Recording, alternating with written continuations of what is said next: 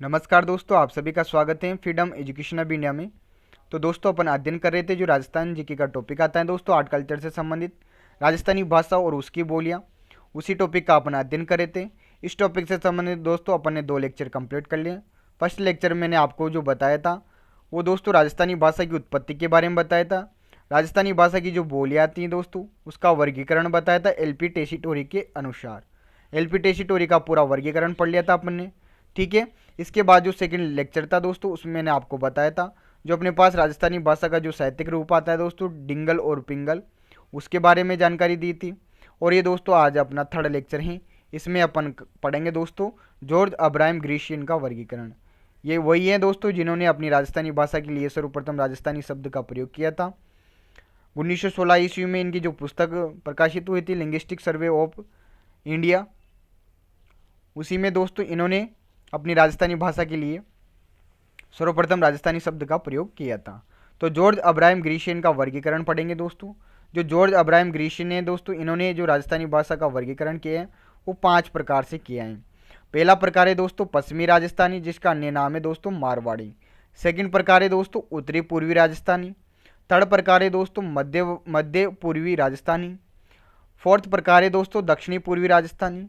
और फिफ्थ प्रकार है दोस्तों दक्षिणी राजस्थानी, यानी कि अपना राजस्थान है। इस वाले क्षेत्र में जो भाषा प्रयोग में ली जा रही है उसे बोला गया है दोस्तों पश्चिमी राजस्थानी या मारवाड़ी। इस क्षेत्र में जो भाषा प्रयोग में ली जा रही है उसे इन्होंने बोला है दोस्तों उत्तरी पूर्वी राजस्थानी। जो मध्यवर्ती और पूर्वी भाग में जो भाषा प्रयोग में ली जा रही है उसे इन्होंने बोला है दोस्तों मध्य पूर्वी राजस्थानी। और जो इस क्षेत्र में जो भाषा प्रयोग में ली जा रही है इन्होंने बोला है दोस्तों उसे दक्षिणी पूर्वी राजस्थानी।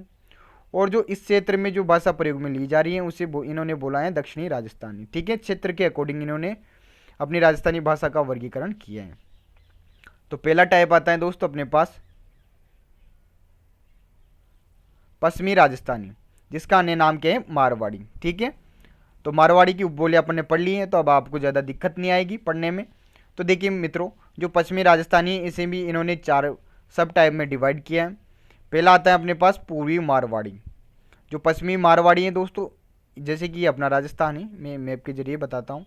ये क्या है अपने पास पश्चिमी राजस्थानी है, मारवाड़ी है। तो इसमें जो ये वाला भाग है ये तो कहलाएगा अपने पास पूर्वी मारवाड़ी, ये भाग कहलाएगा उत्तरी मारवाड़ी, ये भाग कहलाएगा पश्चिमी मारवाड़ी और ये भाग कहलाएगा दक्षिणी मारवाड़ी। इनका भी अलग से इन्होंने डिवाइड कर दिया है। तो पूर्वी मारवाड़ी में दोस्तों कौन कौन सी बोली आ जाती है अपने पास? मारवाड़ी आ जाती है, डाट की आ जाती हैं, ग्रासियों की बोली का समावेश इसमें अपने को देखने को मिलता है, ठीक है। तो पूर्वी मारवाड़ी के अंतर्गत मारवाड़ी, डाट की और इसी में दोस्तों ग्रासियों की बोली का समावेश अपने को देखने को मिलता है।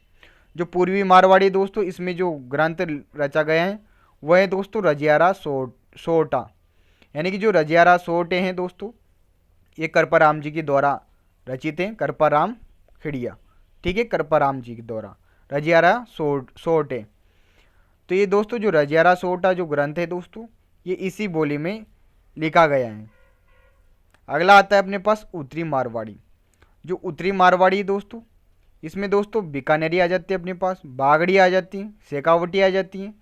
इन तीनों का दोस्तों समावेश अपने को उत्तरी मारवाड़ी में देखने को मिलता है, ठीक है। जो उत्तरी मारवाड़ी हैं यानी कि बीकानेर साइड से हैं, तो यहाँ पर दोस्तों जो बीकानेर के कवि आते हैं दोस्तों पृथ्वीराज राठौर। तो पृथ्वीराज राठौर ने एक ग्रंथ लिखा था दोस्तों वेली कृष्ण रुक्मणीरी। इस ग्रंथ की जो रचना हुई है दोस्तों उत्तरी मारवाड़ी में हुई है, ठीक है। तो ध्यान रखिएगा जो वेली कृष्ण रुक्मणीरी है जो ग्रंथ है दोस्तों पृथ्वीराज राठौर के द्वारा रचित हैं। पृथ्वीराज राठौर को दोस्तों डिंगल हिरोज के नाम से भी जाना जाता है, ये ध्यान रखिएगा आप, डिंगल हिरोज। बीकानेर से संबंधित हैं दोस्तों, बीकानेर के कवि थे। तो इन्होंने इस ग्रंथ की रचना की थी जो कि उत्तरी मारवाड़ी में रचित है। थर्ड है अपने पास पश्चिमी मारवाड़ी। जो पश्चिमी मारवाड़ी है इसमें अपने पास 2 उपबोली आ जाती है दोस्तों, थली और थट की। थली के बारे में मैंने आपको बताया और थली से आप ध्यान रख लेना थट की। तो थली और थट की ये पश्चिमी मारवाड़ी की बोलियाँ हैं। तो ये सीधा सीधा क्वेश्चन एग्जाम में पूछा हुआ है, ध्यान रखिएगा। अगला आता है अपने पास दक्षिणी मारवाड़ी। जो दक्षिणी मारवाड़ी है दोस्तों इसमें कौन कौन सी बोलियाँ और उपबोलियाँ आती हैं? तो खेराड़ी आ गया, गोडवाड़ी आ गया, सिरोही आ गया, जिसका अन्य नाम क्या है, देवड़ा वाड़ी है, जिसके बारे में मैंने आपको पढ़ाई दिया है। गुजराती आ गया, जो गुजराती बोलियाँ है दोस्तों, उसका समावेश अपने को दक्षिणी मारवाड़ी में मिलता है। जो सर्वाधिक प्रभाव है गुजराती का, वो तो वैसे तो पूरी में ही है, पश्चिमी राजस्थानी में है, परंतु जो सर्वाधिक है वो दक्षिणी मारवाड़ी में है, क्योंकि ये जो अपना पार्ट है मारवाड़ी का, वो दक्षिणी में ज़्यादा गुजरात से रिलेट करता है, तो यहाँ पर इसका प्रभाव अपने को देखने को मिलता है। ठीक है, तो देख लीजिए दोस्तों, एक बार मैं वो रिवाइज कर देता हूँ आपके लिए। जो पश्चिमी राजस्थानी जिसे मारवाड़ी कहते हो आप, इसको 4 भागों में डिवाइड किया गया है। पूर्वी मारवाड़ी, इसमें मारवाड़ी और डाट की जो बोलियाँ हैं ये आती हैं, और इसमें ग्रासियों की बोली का समावेश देखने को मिलता है। रजियारा जो सोट है, जो ग्रंथ है दोस्तों, ये इसी भाषा में रचित है, जो कि कृपाराम जी के द्वारा रचित हैं। सेकंड आता है अपने पास उत्तरी मारवाड़ी, तो इसमें बीकानेरी, बागड़ी, शेखावटी जो बोलियाँ हैं इसका समावेश देखने को मिलता है। और जो वेली कृष्ण रुक्मिणी जो ग्रंथ है दोस्तों, पृथ्वीराज राठौड़ के द्वारा रचित, ये ग्रंथ इसी भाषा में रचित है दोस्तों, उत्तरी मारवाड़ी में। तड़ा आता है अपने पास पश्चिमी मारवाड़ी, तो इसमें 2 बोलियाँ को रखा गया है, थली और थट की, ये इसी में आते हैं अपने पास पश्चिमी मारवाड़ी में।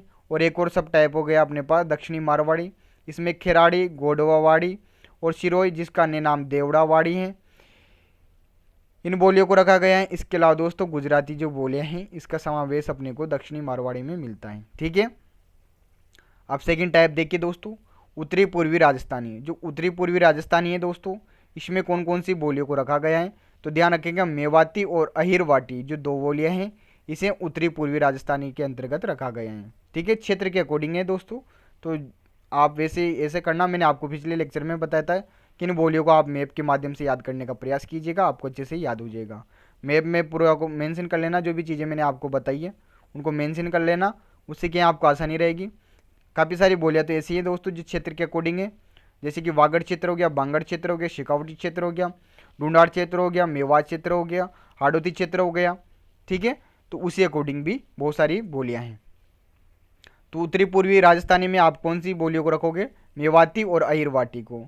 इसी प्रकार मध्य पूर्वी राजस्थानी में अपने पास आते हैं ढूंढाड़ी और हाड़ौती, तो ये इंपॉर्टेंट है, मध्य पूर्वी राजस्थानी के अंतर्गत ही ढूंढाड़ी जो ढूंढाड़ क्षेत्र की बोली है और हाड़ौती जो हाड़ौती क्षेत्र की बोली है, इसे रखा गया है। ठीक है, दक्षिणी पूर्वी राजस्थान की बात करें दोस्तों, तो इसमें मालवी, ठीक है, दक्षिणी पूर्वी राजस्थानी, इसमें मालवी आएगी क्योंकि ये मध्य प्रदेश से रिलेट कर रहे हैं क्षेत्र, तो यहाँ पर मालवी रहेगी। ठीक है, रागड़ी हो गया और बागड़ी हो गया, ये बागड़ी अपने प्रतापगढ़ साइड की है दोस्तों, प्रतापगढ़ बांसवाड़ा साइड की। ठीक है, तो इन तीनों को दक्षिणी पूर्वी राजस्थानी में रखा गया है, किसके अकॉर्डिंग, जॉर्ज अब्राहम ग्रीशियन के अकॉर्डिंग। पांचवा आता है अपने पास दक्षिणी राजस्थानी, तो दक्षिणी राजस्थानी के अंतर्गत दोस्तों निमाणी और भीली जो बोली है इसे रखा गया है। ठीक है, जबकि वहाँ अपन ने पढ़ा था दक्षिणी राजस्थान में अपने पास बागड़ी भी आती है, ठीक है, मालवी भी आती है, परंतु यहाँ पर अपन किसका वर्गीकरण पढ़ रहे हैं, जॉर्ज अब्राहम ग्रीशियन का, तो इनका अकॉर्डिंग इन्होंने जैसा वर्गीकरण बताया उसी अकॉर्डिंग आपको ध्यान रखना है। ठीक है, अपनी तरफ से कुछ भी नहीं रखना है, क्योंकि क्वेश्चन एग्जाम में पूछा जाएगा तो इसी के अकॉर्डिंग सही माना जाएगा।